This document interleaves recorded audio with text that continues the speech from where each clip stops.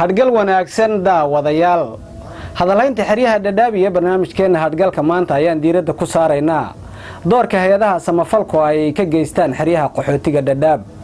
hay'adda Filim-Aid waxay ka mid tahay hay'adaha sida tooska uga howlgala xiriyaha qaxootiga dhadhaab, waxayna fulisaa adeegyo kala duwan oo ay ka mid yihiin wacyigelinta bulshada iyo barashada culunta saxaafadda qaybaheeda kala duwan.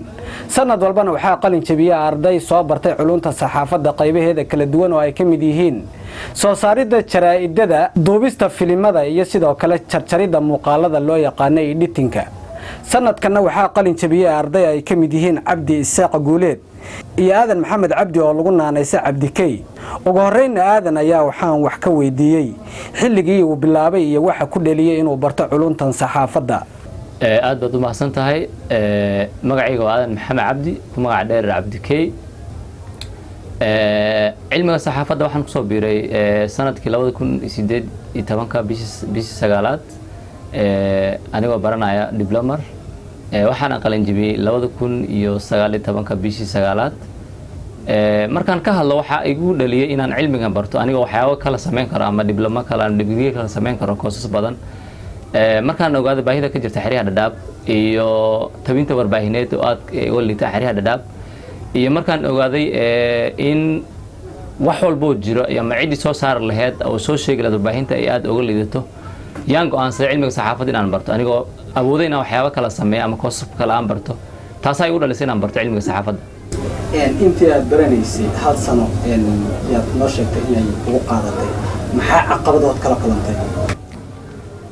caqabadaha badan baan kala kulmay oo ay ka mid tahay dadka waxay ku weydiinayaan cilmiga saxaafadda maxaad ku dooratay oo maad wax kala baratid intaad cilmiga saxaafadda baran lahayd. caqabado aad u badan baan kala kulmay, laakiin inkastoo hadda halkan meeshan kusoo wada koobi karin.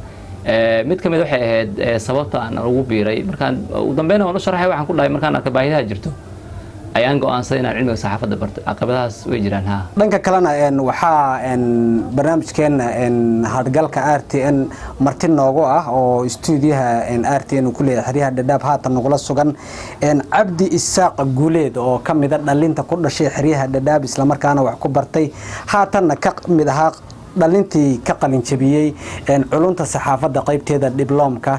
waxaan wax ka weydiinaynaa dareenkiisa ku aadan inuu barto culunta saxaafadda iyo waxa uu ku soo kordhin doono suxufiyiinta Soomaaliyeed ee ka howlgala dunida iyo daafaha caalamka. magacaygu waa Cabdi Isaaq Guuleed, ku magac dheer Junior.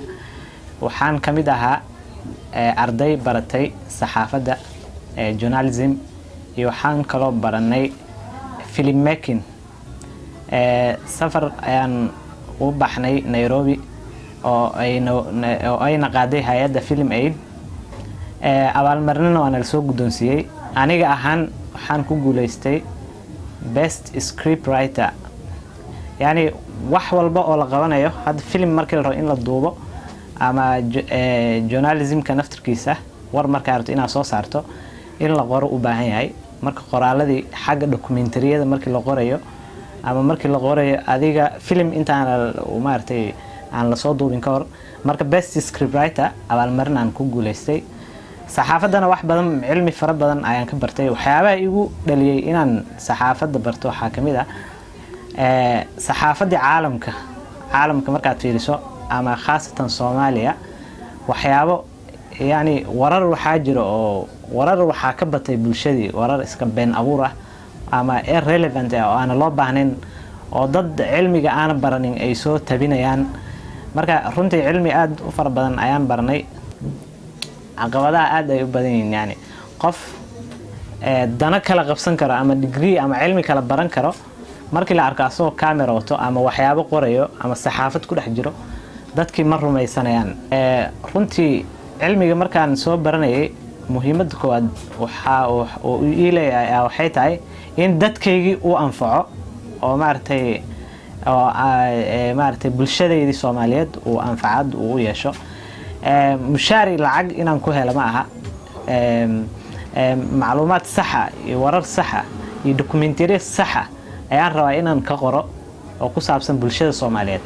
haddii dad islaam aan nahay oo dad Soomaaliyeed aan nahay waxyaabo badan baa naga qarsoon oo oo warbaahinta ayna soo tabin.